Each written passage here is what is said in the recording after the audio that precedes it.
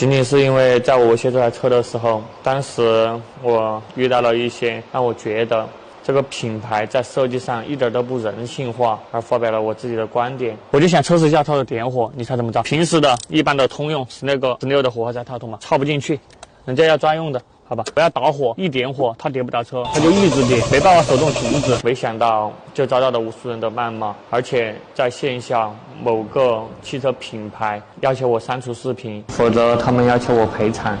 我仅仅是一个修理工，我从来都没想到，因为我的一些观点和看法会引起这么大的轩然大波。语言真的是一把双刃剑，今后我一定会谨慎言行，给大家传播更多的修车小知识。